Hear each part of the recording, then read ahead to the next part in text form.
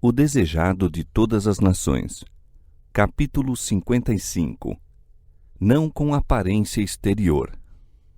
Este capítulo se baseia em Lucas capítulo 17, versos 20 a 22. Alguns dos fariseus se chegaram a Jesus perguntando quando havia de vir o reino de Deus. Mais de 3 anos se tinham passado desde que João Batista dera a mensagem que, qual toque de clarim, soara através da terra: é chegado o reino dos céus. Mateus 3, 2. E até então, esses fariseus não tinham visto indicação alguma do estabelecimento do reino. Muitos dos que haviam rejeitado a João e a cada passo se opunham a Jesus, insinuavam que sua missão fracassara. Jesus respondeu: o reino de Deus não vem com aparência exterior. Nem dirão, ei-lo aqui ou ei-lo ali, porque eis que o reino de Deus está dentro de vós. O reino de Deus começa no coração. Não busqueis aqui e ali manifestações de poder terrestre para assinalar-lhe a vinda. Dias virão, disse ele, voltando-se para os discípulos, em que desejareis ver um dos dias do Filho do Homem e não o vereis. Por não ser acompanhada de esplendor mundano, correis o risco de não discernir a glória de minha missão. Não compreendeis quão grande é vosso privilégio atual em ter entre vós, se bem que velado pela humanidade, aquele que é a vida e a luz dos homens. Dias virão em que volvereis atrás o olhar, saudosos das oportunidades que ora fruís de andar e falar com o Filho de Deus. Por causa de seu espírito egoísta e terreno, os próprios discípulos de Jesus não podiam compreender a glória espiritual que lhes buscava revelar. Não foi senão depois da ascensão de Cristo para seu Pai e do derramamento do Espírito Santo sobre os crentes que os discípulos apreciaram plenamente o caráter e a missão do Salvador. Depois de receberem o batismo do Espírito, começaram a compreender haver estado na presença do próprio Senhor da Glória. À medida que as declarações de Cristo lhes eram trazidas à memória, seu espírito abria-se para compreender as profecias e entender os milagres que operara. As maravilhas de sua vida passavam por diante deles e eram como que despertados de um sonho. Percebiam que o Verbo se fez carne e habitou entre nós, e vimos a sua glória como a glória do unigênito do Pai, cheio de graça e de verdade. João capítulo 1, verso 14. Cristo viera realmente de Deus a um mundo pecaminoso para salvar os caídos filhos e filhas de Adão. Os discípulos eram, então, aos seus próprios olhos, de muito menos importância do que antes de haverem reconhecido isso. Nunca se cansavam de repetir suas palavras e obras. Suas lições, as quais não haviam compreendido senão imperfeitamente, acudiam-lhes agora como nova revelação. As Escrituras afiguravam-se-lhes um novo livro.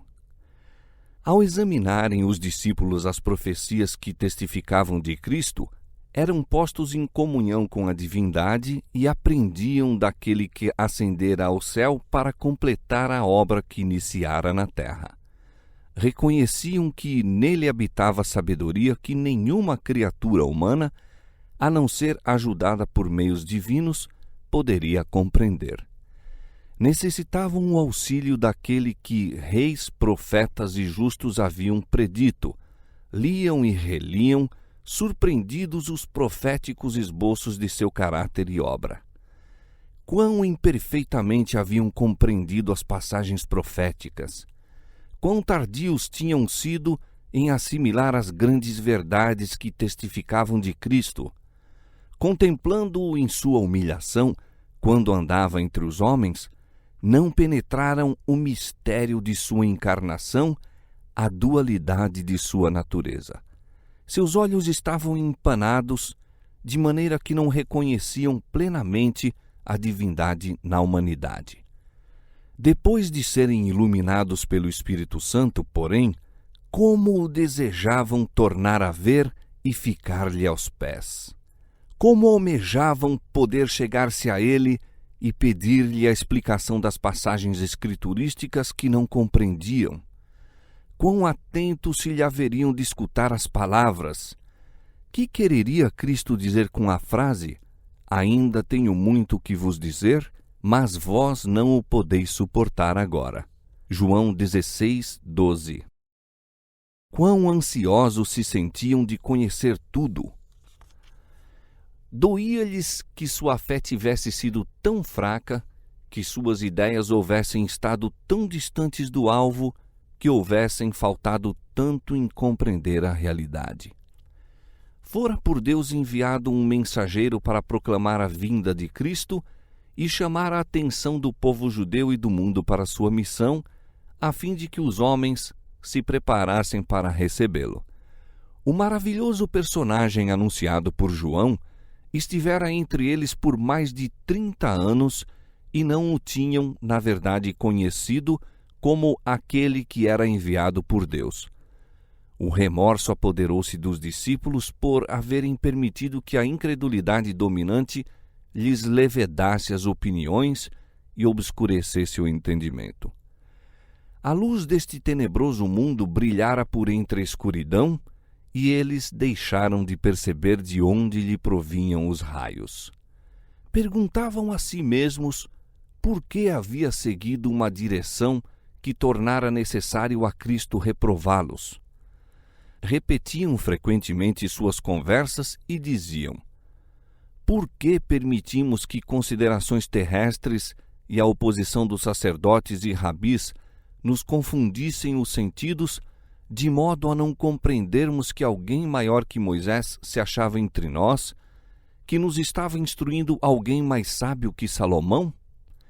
Quão pesados os nossos ouvidos, quão pobre nosso entendimento. Tomé não quis acreditar enquanto não pusesse o dedo na ferida feita pelos soldados romanos. Pedro o negara em sua humilhação e rejeição. Essas penosas lembranças apresentavam-se diante deles em nítidos traços. Tinham estado com ele, mas não o conheceram nem apreciaram. Como, no entanto, tudo isso lhes comovia agora o coração ao reconhecerem a própria incredulidade. Quando os sacerdotes e principais se combinavam contra eles, quando eram levados perante conselhos e lançados em prisões, os seguidores de Cristo regozijavam-se de terem sido julgados dignos de padecer afronta pelo nome de Jesus. Alegravam-se de provar, perante homens e anjos, que reconheciam a glória de Cristo e preferiam segui-lo, perdessem embora tudo o mais. Tão verdadeiro é agora, como nos dias dos apóstolos, que sem a iluminação do Espírito Divino, a humanidade não pode discernir a glória de Cristo. A verdade e a obra de Deus não são apreciadas por cristãos amantes do mundo e transigentes. Não por caminhos fáceis, de honras terrenas ou de conformidade com o mundo, encontram-se os seguidores do Mestre. Estão muito além das veredas da labuta, da humilhação e do vitupério, nas primeiras linhas da batalha contra os principados, contra as potestades, contra os príncipes das trevas deste século, contra as hostes espirituais da maldade nos lugares celestiais. E agora, como nos dias de Cristo, são incompreendidos, vituperados e oprimidos pelos sacerdotes e fariseus de seu tempo. O reino de Deus não vem com aparência exterior.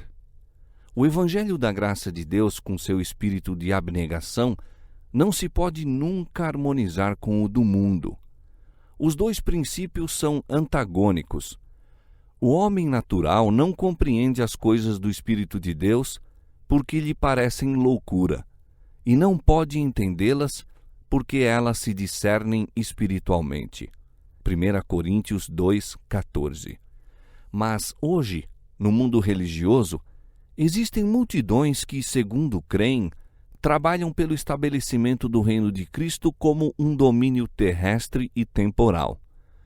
Desejam tornar Nosso Senhor o governador dos reinos deste mundo, o governar em seus tribunais e acampamentos, em suas câmaras legislativas, seus palácios e centros de negócios. Esperam que ele governe por meio de decretos, reforçados por autoridade humana. Uma vez que Cristo não se encontra aqui pessoalmente, eles próprios empreenderão agir em seu lugar para executar as leis de seu reino.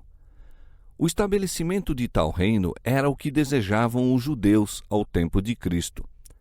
Teriam recebido Jesus, houvesse ele estado disposto a estabelecer um domínio temporal, impor o que consideravam como sendo leis de Deus e fazê-los os expositores de sua vontade e os instrumentos de sua autoridade. Mas ele disse: o meu reino não é deste mundo. Não quis aceitar o trono terrestre. O governo sob que Jesus viveu era corrupto e opressivo. Clamavam de todo lado os abusos, extorsões, intolerância e abusiva crueldade. Não obstante, o Salvador não tentou nenhuma reforma civil, não atacou nenhum abuso nacional, nem condenou os inimigos da nação. Não interferiu com a autoridade nem com a administração dos que se achavam no poder. Aquele que foi o nosso exemplo conservou-se afastado dos governos terrestres, não porque fosse indiferente às misérias do homem, mas porque o remédio não residia em medidas meramente humanas e externas. Para ser eficiente, a cura deve atingir o próprio homem individualmente e regenerar o coração. Não pelas decisões dos tribunais e conselhos, nem pelas assembleias legislativas, nem pelo patrocínio dos grandes do mundo há de estabelecer-se o reino de Cristo, mas pela implantação de sua natureza na humanidade, mediante o operar do Espírito Santo. A todos quantos o receberam, deu-lhes o poder de serem feitos filhos de Deus, aos que creem no seu nome, os quais não nasceram do sangue, nem da vontade do varão, mas de Deus.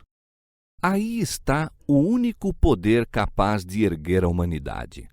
E o instrumento humano para a realização dessa obra é o ensino e a observância da palavra de Deus. Quando o apóstolo Paulo começou seu ministério em Corinto, populosa, rica e ímpia cidade, poluída pelos inomináveis vícios do paganismo, disse: nada me propus saber entre vós, senão a Jesus Cristo e este crucificado. 1 Coríntios capítulo 2, verso 2. Escrevendo posteriormente a alguns que foram corrompidos pelos mais vis pecados, pôde dizer: mas haveis sido lavados, mas haveis sido santificados, mas haveis sido justificados em nome do Senhor Jesus e pelo Espírito de nosso Deus. Sempre dou graças ao meu Deus por vós, pela graça de Deus que vos foi dada em Jesus Cristo. Hoje, como no tempo de Cristo, a obra do reino de Deus não se acha a cargo dos que reclamam o conhecimento e apoio dos dominadores terrestres e das leis humanas, mas dos que estão declarando ao povo, em seu nome, as verdades espirituais que operarão nos que recebem a experiência de Paulo. Já estou crucificado com Cristo e vivo não mais eu, mas Cristo vive em mim. Gálatas 2:20. Então eles trabalharão como Paulo em benefício dos homens. Disse ele: de sorte que somos embaixadores da parte de Cristo, como se Deus por nós rogasse. Rogamo-vos, pois, da parte de Cristo, que vos reconcilieis com Deus. 2 Coríntios capítulo 5, verso 20.